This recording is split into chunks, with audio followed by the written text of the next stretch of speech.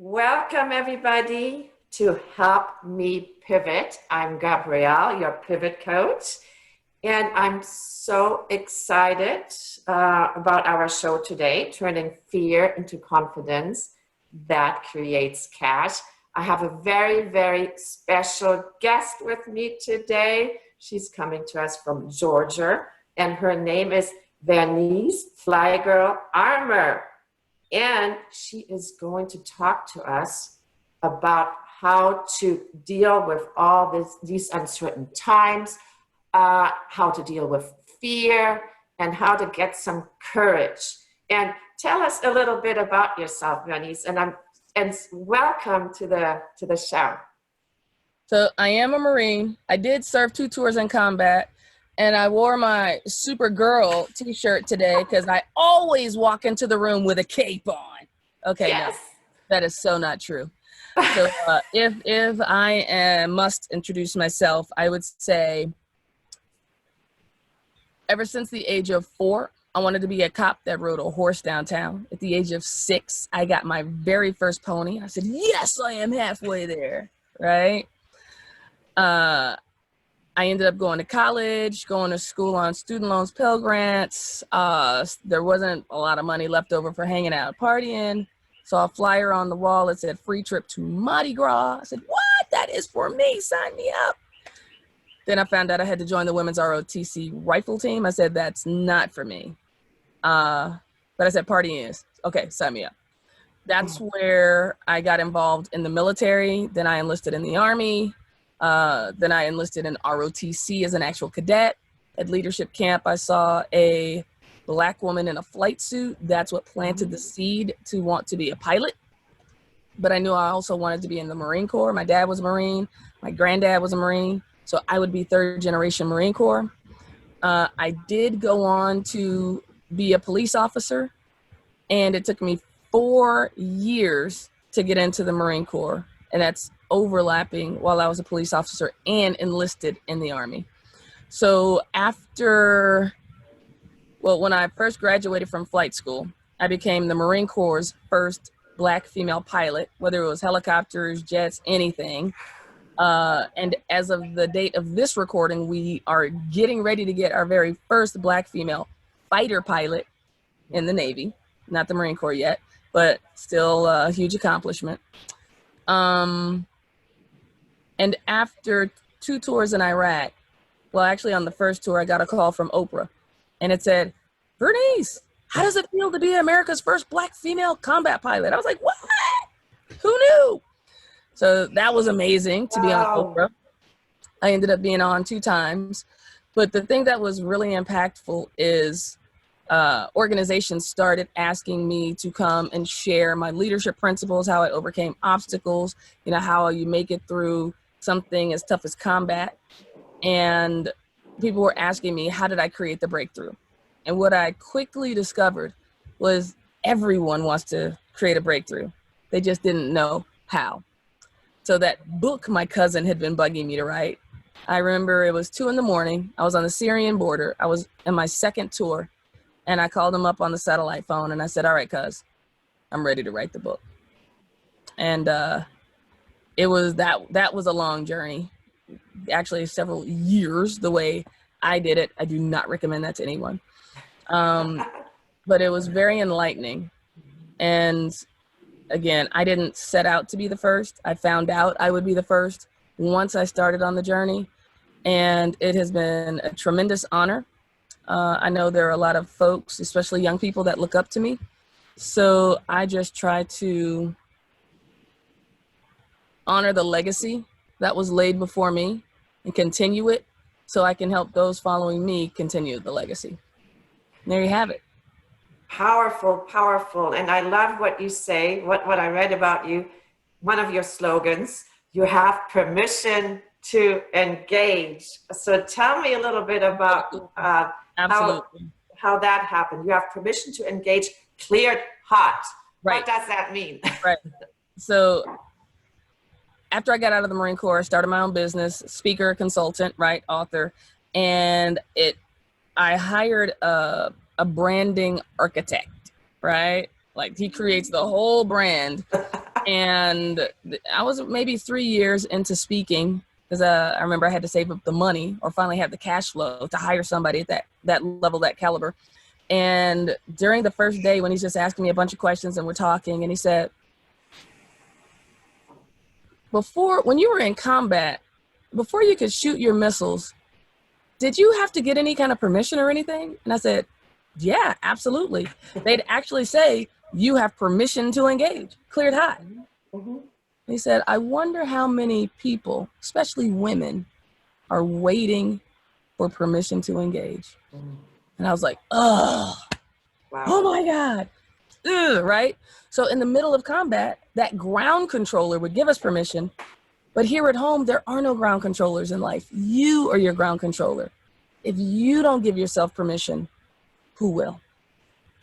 And that became the foundational concept of my messaging for corporate America on engaging employees, engaging leadership, engaging all stakeholders, engaging the marketplace. And it was huge because there are quite a few women speakers, but I wasn't out there talking about work-life balance or how to do, this or communications, or it was engagement, but from a completely different perspective. And it ended up being very successful. And we'll probably get to some of how my entrepreneurial journey went.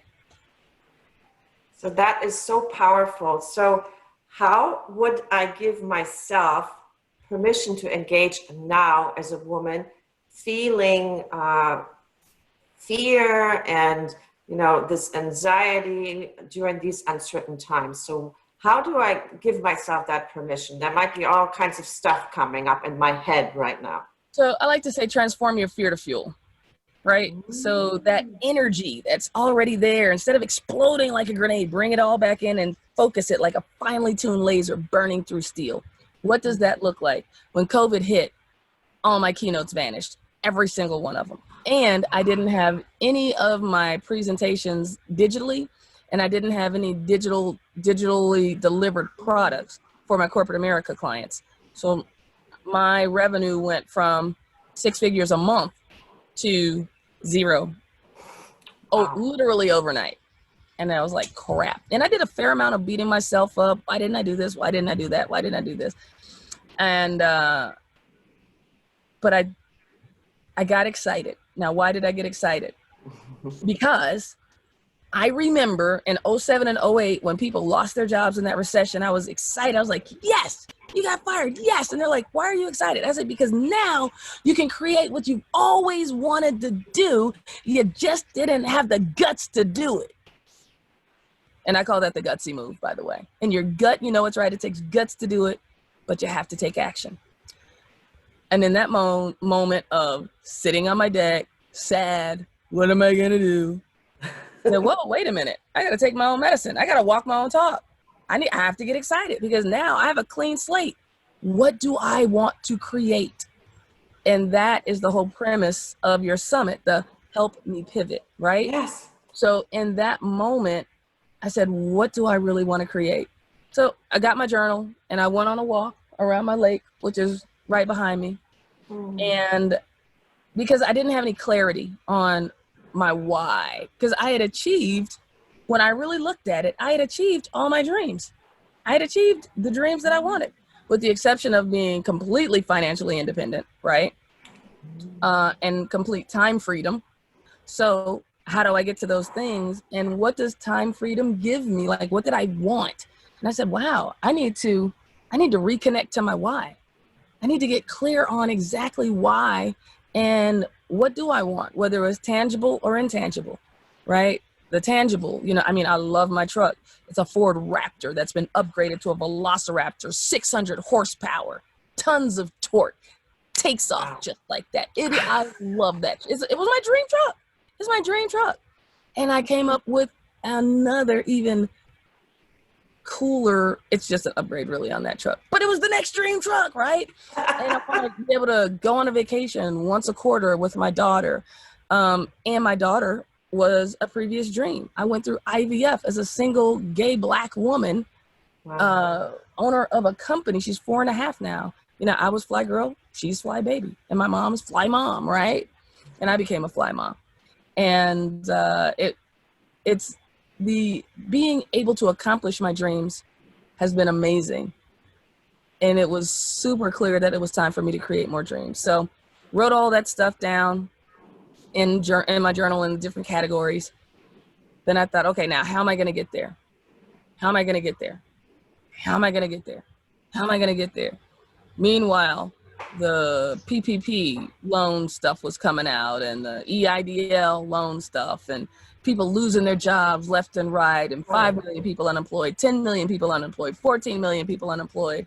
I'm like, crap, if I don't get something together, I might lose everything, right? So when you talk about that fear, how do we transform our fear to fuel, Yes. as I like to say?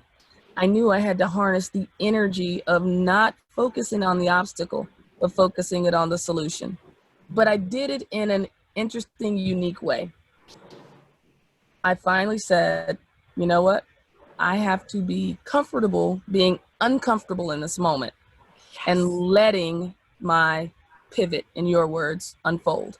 Now, that might be a little woo woo for some people. It's like, I gotta have a plan, gotta have a plan. I'm not saying I didn't take any action, but I was also letting the universe where I could feel something big happening in my life. So I just started taking inspired, gutsy action. So during this time, unfortunately, I watched George Floyd take his last breath and Yes. the rebirth, the resurgence of the Black Lives Matter movement happened, the riots. And I remember sitting on my deck as a former police officer, former soldier, Wow. former Marine, diversity for Headquarters Marine Corps, as a liaison to the Pentagon, who created diversity policy for all of the services, right, on a committee for that, and an openly gay Black woman. 3 discriminated against categories. Wow. It was crazy. So I was like, but I've never used my platform for political stuff. Like, and in that moment, I said, this is not political. This is about humanity. And I can't not say anything and talk Right. about feeling a little fear because the business stuff. But I said, business doesn't override humanity. And Dr. King said, if you don't stand for something, you can fall for anything.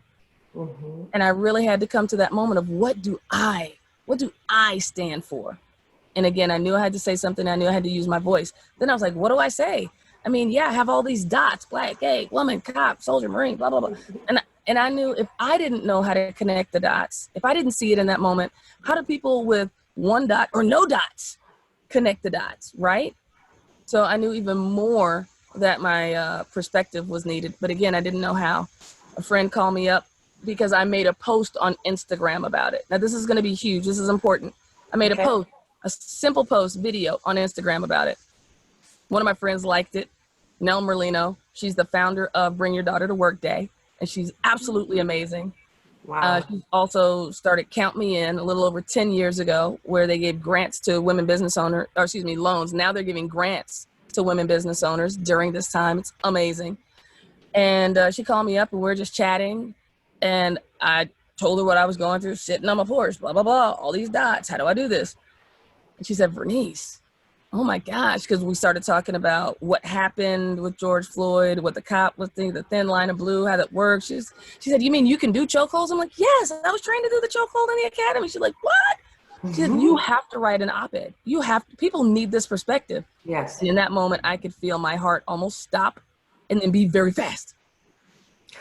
And I said, if I don't know what to do, how am I going to tell others? I don't even know what to do. It's like, Vernice, people need your perspective, whether it's as a cop or a soldier, the people who are keeping peace on the streets, or as a woman. And she's like, no, there are too many people that need to understand from your vantage point because you've been on both sides. I said, you're absolutely right. After that conversation, I knew I couldn't not write that op-ed. That op-ed And that moment was the foundation for a lot of the work I'm now doing literally just a month later in corporate America. C-suite leaders are bringing me in to talk about a new conversation, right? Not the conversation. What's the conversation?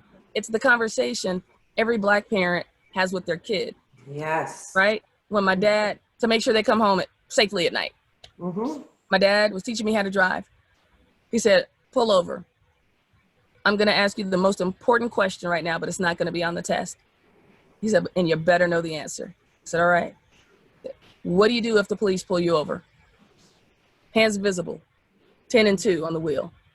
I said, that's right. I said, but what if I didn't do anything wrong? It doesn't matter. Wow. Right? Yes. My dad didn't want me to be right. He wanted me to come home that night. So deep, right? Having all of these thoughts. And I have literally run away from being a diversity speaker for the almost 15 years of my business because I didn't want to be pigeonholed just by my package. Black woman, LGBT, right? Oh, you got to be a diversity. Like, no, that's just part of who I am. And Carissa Pincola Estes said, we were made for these times. I literally feel like I was made for this moment. And the pivot, the fear and shifting from something that was ultra successful to what? And that fear told me I was on the right course. So what I hear you say, which is absolutely beautiful, you don't worry about the how. You just, felt there was something that you needed to do. You felt it in your body and it felt uncomfortable because you said, I didn't know how to do it, but I'm going to go for it anyway. Right? That's exactly right. That so many of us want to know exactly how and the plan all the way laid out before we take the step, before we take the leap, before we take the jump. And that's just not how it works. You figure it out on the way. Yes. Now that you are in the middle of this summit, yes. Do you feel like you knew everything you needed to know when you first said, okay, I'm doing it? No. Have you learned 1,000,001 things since you've been in the middle of executing this summit? Yes, I know. Because that's how it works. I didn't know how to be a cop, but I kept working towards being a police officer. I didn't know how to be a combat pilot when I decided to be a combat pilot, but I kept working towards being a combat pilot. I knew I needed to get in shape. I knew I needed to take the test. I knew I needed to get in the Marine Corps. I knew I needed to pass the flight physical, right? They're going to teach me how to be a Marine. They're going to teach me how to be a combat pilot. So when there are women in corporate America that won't put in for a promotion, there are temporary requisites. They have 9.5. I'm like, oh no, I'm not qualified. The guy's like, I got half of one. I'm going for it. What? How can we stand up in our power with courage, power, and grit, right? So I have a friend that lives out in California, and she has been in the entertainment industry behind the camera for a long time, for a very long time. And she finally stepped out on faith and she made some moves. This is maybe 10 years ago. And she just landed her dream, like beyond her dream job. It was on her vision board. But she said she put it on there and she never thought she would attain it, but how cool to at least go for it. And everything she put on there, like totally came through just in the last couple of weeks. Wow. It was amazing. And she said, Vernice, someone told me I had to put in for this. She's like, honestly, looking back at the job description, if I had seen that job description, she's like, I never would have applied for it. I wouldn't have thought I would get it. When we talk about leadership potential, it's potential for a reason. That means you haven't done it yet. I mean, how can a guy have half of one and believe in himself enough to know I can do all the right, I can figure it out? When we want to have more than enough. And what I found out is over 90% of women in some way don't feel they're enough. So that's where the confidence comes in, yes. Right? Self-worth. That's right. That's right. So fear is wrapped up in lack of confidence, which is why I do my course now. It's called the Gutsy Confidence Project, right? Because we're Yes. always working on it. I mean, I was bullied as a kid. I Oh. was not the person back then I am now. I mean, even as a cop, I wasn't super assertive. But I remember the first time I had to arrest a drunk guy, I couldn't just go up and say, excuse me, sir, could you please turn around and put your hands behind your back? Like, I had to turn around, put your hands behind your back, right? I mean, I had to bring it. Now, I might not have felt that way, but after a while, I did feel that way, right? So it's like that famous saying, feel the fear, do it anyway. And Yes. have you heard the one, fake it till you make it? Yes. So the twist on that one that I absolutely love was fake it till you become it. I was like, oh, that's good. And it's not even faking it, it's be it. Like Yes. embody it until it becomes a part of you. Just put it on like a character in a play. Just put it on. And How about I am her now? I am her now. yes, and it's easier said than done to say I am her now because people think they have to get all of these things to be that, right?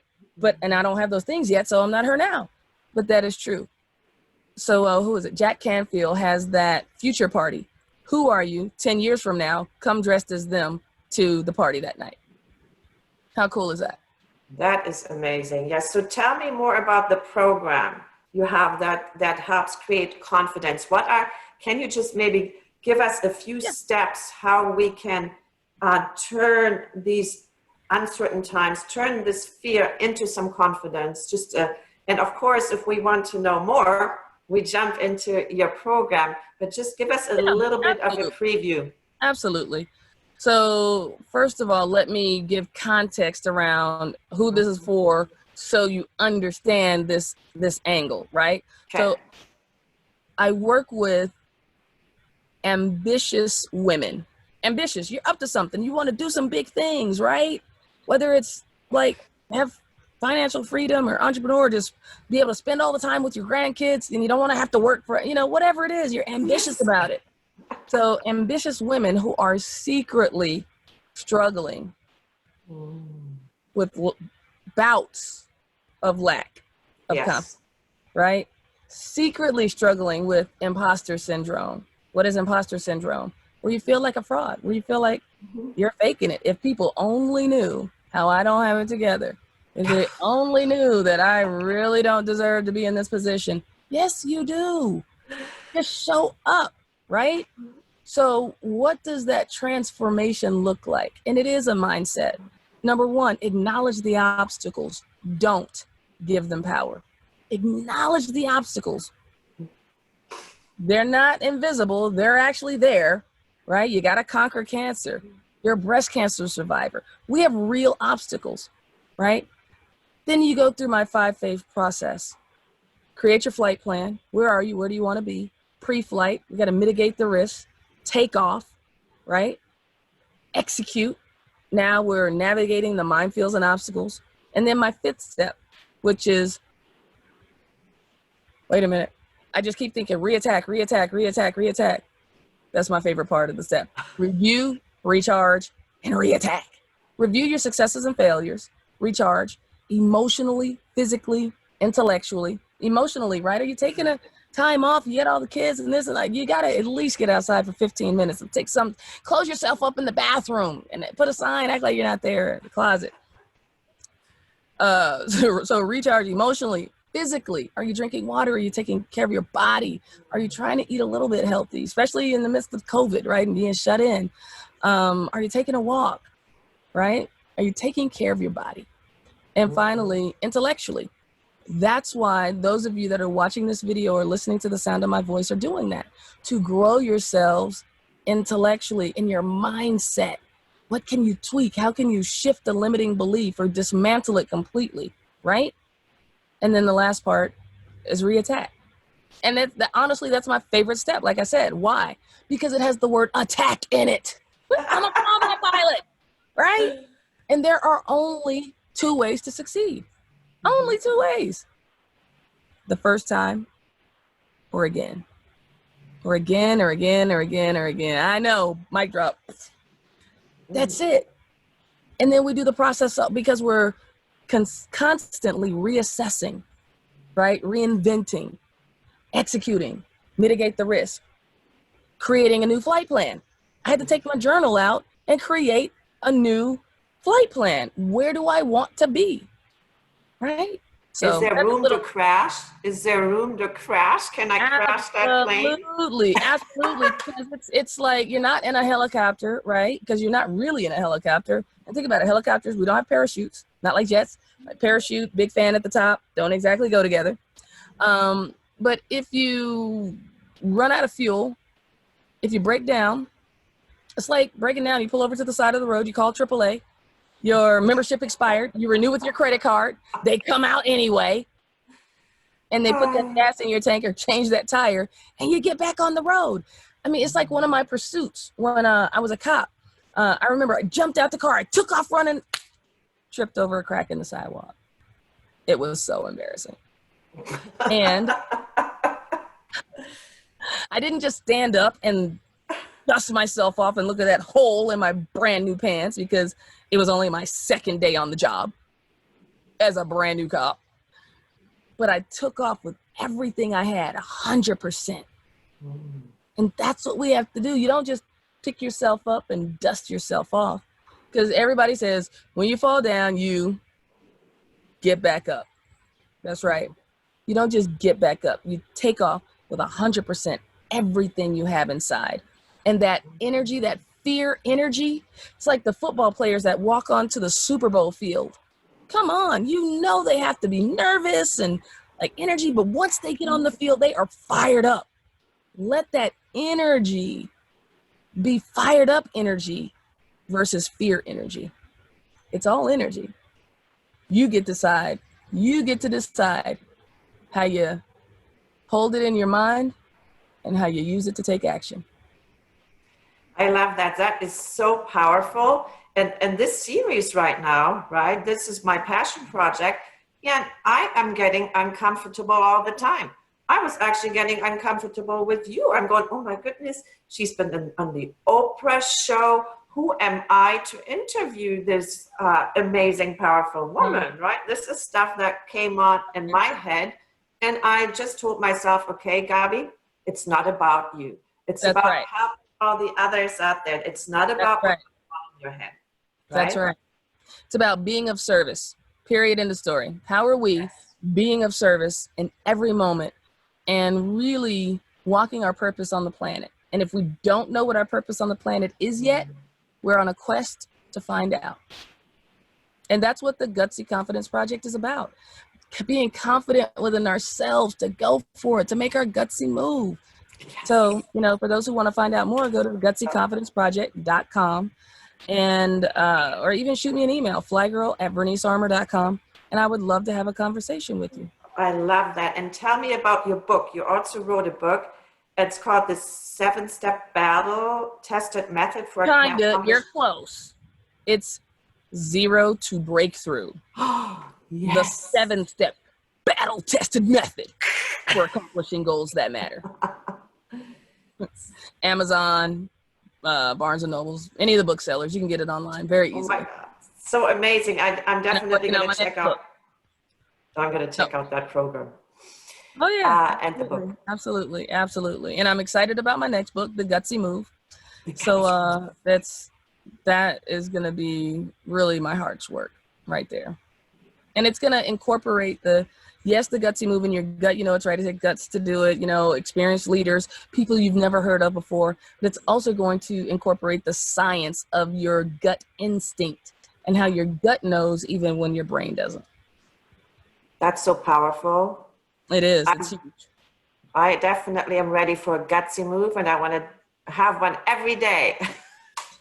Gutsy move. So I have one last question for you that I ask of all of my experts and speakers, and that is, what would your 80-year-old, what would the 80-year-old Vernice tell her present self? What message would she have for I was her. really thinking about that because I'm like, man, what would I tell myself? And what I would tell myself is make your gutsy moves faster. Wow. So there's a quote, Mm-hmm. it's from Oprah. She said, I'm not living my dreams because I'm special. I'm living my dreams because I was obedient to the call of the dream.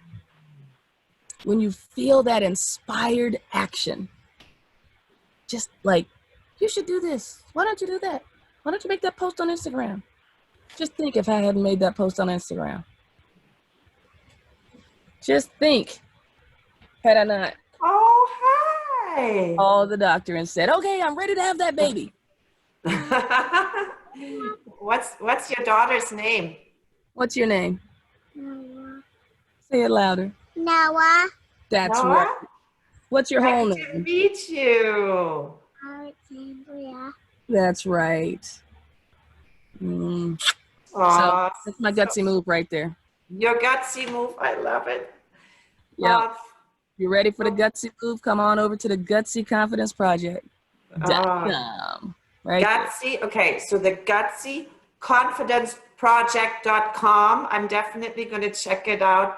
Yes. Thank you so much, Vernice, for being on for this Absolutely. powerful, gutsy show. I mean, I literally feel all fired up right now. So you gave me a lot of energy, and I'm ready to go and make some more gutsy moves. And I will definitely check out your program. Thank you so much. All right. Say it to Thanks for everybody. being Say, on. get gutsy. Gutsy. So if you want some lemonade, you got to do the fist and everything. Boom. Get gutsy. You ready? 1, 2, 3. Get gutsy. Gutsy. Oh my God, I love it. Thank Thank you. you.